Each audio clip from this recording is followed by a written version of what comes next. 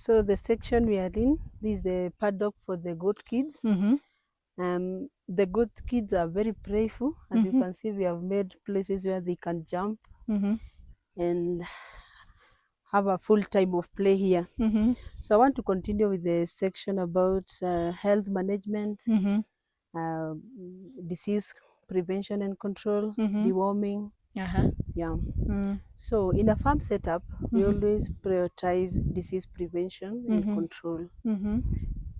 So even as you entered the gate, you saw we have a foot bath where we dip our feet. That is just to help kill the bacteria. If you had, maybe you have visited another farm, you carried bacteria from that farm, you make sure you dip your feet on the foot bath so that we can kill the germs and the bacteria. So there are some diseases that we do vaccinate against, both for the sheep and goat. There is a disease I talked about. It's called enterotoxemia. It's a bacterial disease. We vaccinate the mothers that are pregnant when they are due, when they are less 1 month to their due date. We do the vaccination, and then we do a booster to the kids once they are born, once they are 1 month old. 1 month. So that's the first vaccine you give to the kids? Yes. At 1 month? At 1 month, yeah. That is if the mother was vaccinated. But if the mother was not vaccinated, we do it at around 3 weeks. We do the first jab, and then we do a booster vaccine when they are 1 month and a half. Yeah, so that is one disease that we vaccinate against. The other diseases, like there is a disease called CCPP. It's called contagious caprine pneumonia. We do vaccinate against it. It is done annually. So once you vaccinate, it goes for another 1 year. Then you do the vaccination again. So every year of its life? Yes. Needs that vaccine? Yeah, needs that vaccine. We also do PPR. It's peste-des-petites ruminantes. It's also done annually. We vaccinate once a year. There is also another disease where we vaccinate against. There is off. That is for the goats. But we do both of the animals you have at the farm. We do the sheep and the goat. We vaccinate against off. And then there are some diseases that are prevalent in the area where you have put your farm. Like for us, we are in Nakuru County. Anytime Nakuru County is doing any vaccination, we also have a connection with the county government and the county veterinary officers, so that if there is a disease they are vaccinating against, we also vaccinate. Because you cannot live like you are alone. Your flock alone. Yes. There are some diseases that are prevalent in some areas. Yeah. So those are most of the diseases we vaccinate against. The other thing we do, it's the area, like you identify a disease area, like what we have just done. Once you notice an animal is not feeding, is not active, you take the parameters, and then you treat the disease area. And if the disease escalates, you might consider taking the samples to the lab. We take samples at times and take to the lab for further analysis. For us here, we have 2 labs that are close to us. We have a lab in Kericho, and then we have a vet lab in Nakuru. We always take our samples there. If there is a disease we are not conversant about, we take the samples so that they can analyze it, and then they give us a laboratory diagnosis. The other thing we do in the farm, it's deworming. Some farmers assume worms, and for sure worms are disease also. Once you have not done your deworming right, you might end up with a sick animal, because the worms increases they reduce the immunity of the animal. They suck blood, they suck the nutrients. So the animals might present with the disease, but the root cause is the worms. So in Penzi Farm, we do take that seriously. We do deworm. We have our schedule of deworming. We deworm after every 2 months. 2 months. After every 2 months. But for the kids and the kids and the lambs, we deworm after every 1 month. And we also deworm when necessary. There is something I want to show you. This is called a Farmacher test. Farmacher test. Farmacher chart. This you use it when you are doing deworming. It helps to tell you how the worm load in the animals. Yeah, you take the eyelid and then you put it against these markings.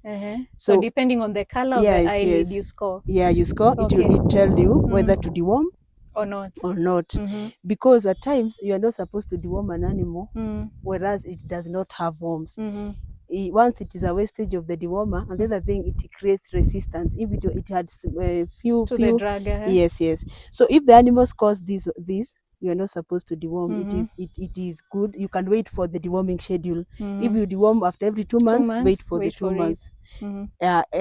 Also, if it is like this, tells you it's good. But when it starts to score this 3, you need to be very keen. It's putting a question mark. So you are supposed to deworm. This hazard and this is danger. Okay. Yeah. So for every farmer, you're supposed to have this chart. The farmacia chart. Yeah, when you see an animal lagging behind others when they are coming out of the watering points, you're supposed to get that animal and do the farmacia test. Okay. Most times you'll find it is scoring on the lower side. Okay. And you're supposed to do deworming, do multivitamin boost, and just make sure and provide good feeds. So we deworm after every 2 months. But you watch out for those signs. Every single day you watch out which is the animal that is lagging behind. Yes. Other than that lagging behind, what are the telltale signs that you need to be very keen on that will tell you, you know what, get your farmacia chart and confirm if this animal is okay? The other thing we do is observing the fecal material.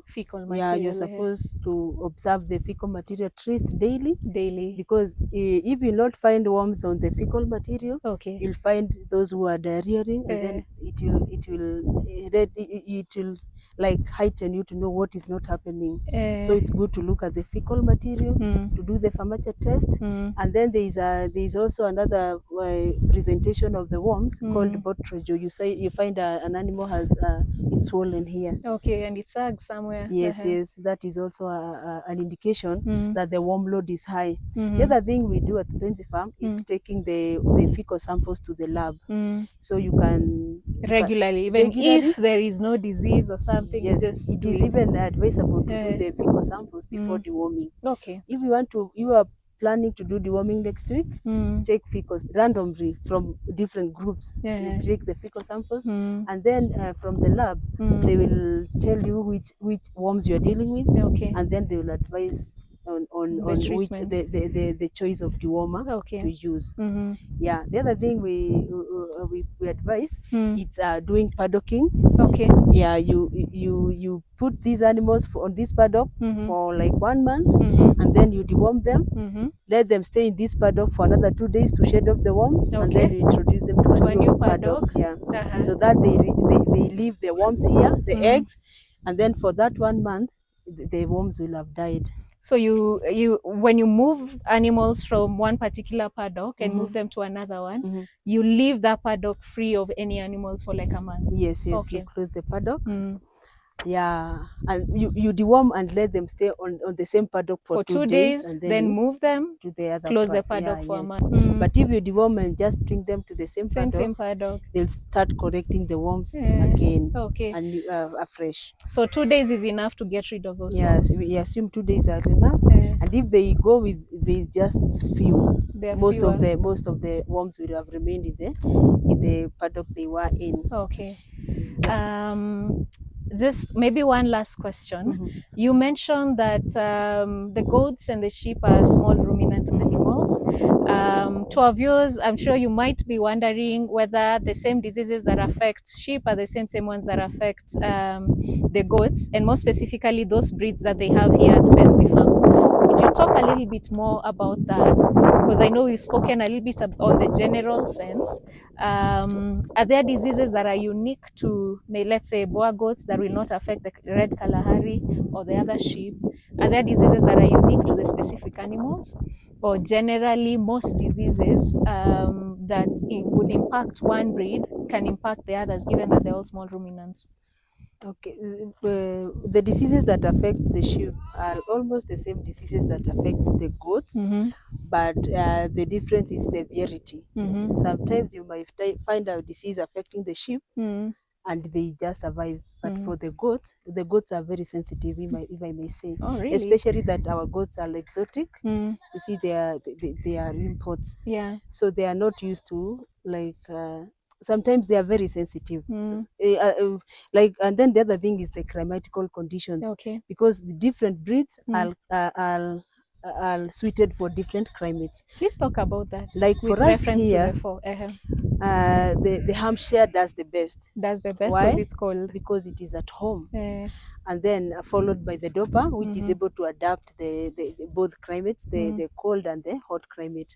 But when you come to the goats, at times it's if you are keen about the housing, you saw we have put plywoods around the house. Yes. At times you find house cubicles that have plywoods all along until to the roof. This for the goats, because the ones that have plywoods all the way to the roof. Okay. Because during the rainy seasons, the goats tend to feel very cold. Okay. You know, goats, they are suited for hotter climates. So when you put them on a cold climate, they spend most of the energy providing heat.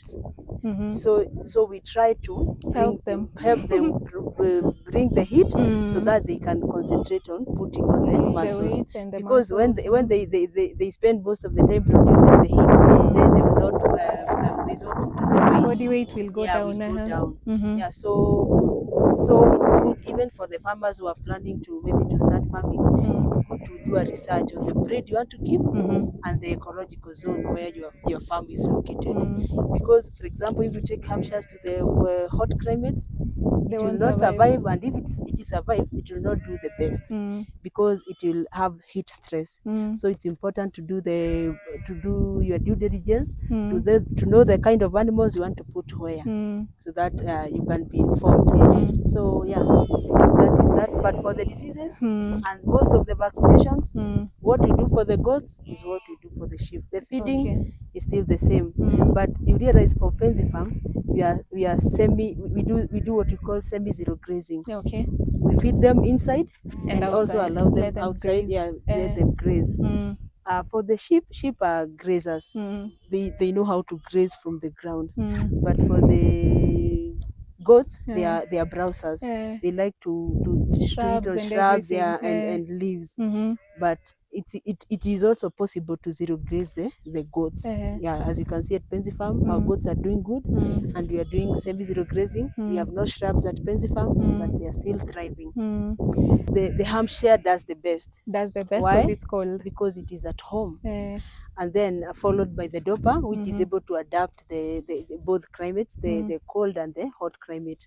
But when you come to the goats, at times it's if you are keen about the housing, you saw we have put plywoods around the house. Yes. At times you find house cubicles that have plywoods all along until to the roof. This for the goats, because the ones that have plywoods all the way to the roof.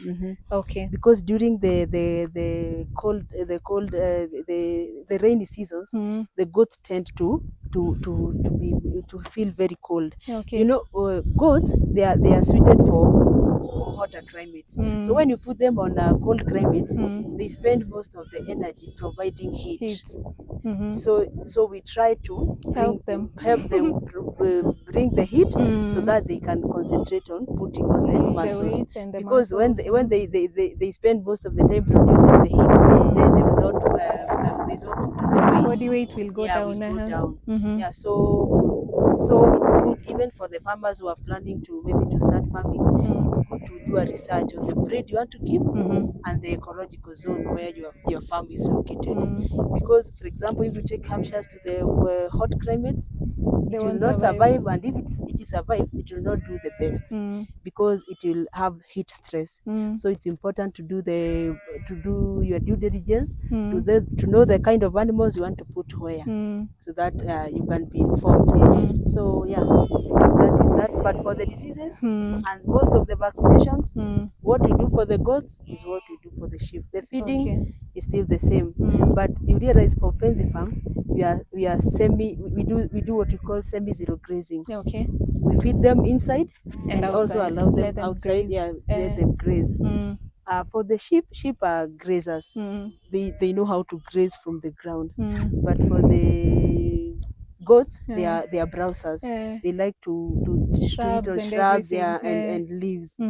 But it is also possible to zero graze the goats. Yeah, as you can see at Penzi Farm, our goats are doing good, and we are doing semi-zero grazing. We have no shrubs at Penzi Farm, but they are still thriving. For our viewers, Lydia is not just a typical farm manager. She has background training in veterinary med. So we actually just want to wind up this section of the interview so that she can go attend to the lamb that we saw. Thanks a lot for that. To our viewers, once again, we need to release Lydia so that she can attend to that lamb as soon as possible.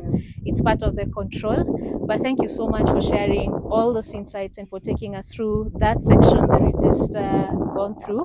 We will be meeting Mr. Simoto again, who will be taking us through feeding and nutrition now generally for the goats as well as the sheep. But in addition to that, he'll talk about record keeping at the farm, which is very, very important. He'll also talk about biosecurity and how do you manage that at the farm.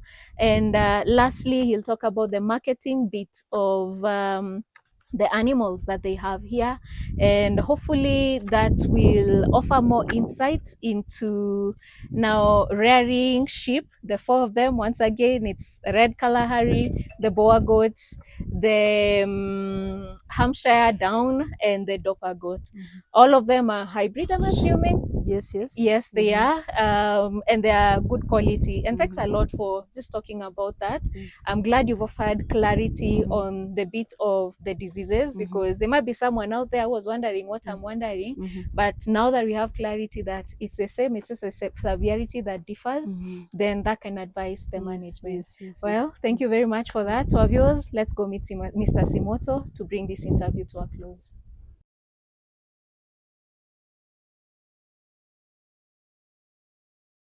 To our viewers, welcome once again to this section where we'll be talking about feed and nutrition. Once again, we're with Mr. Simoto here.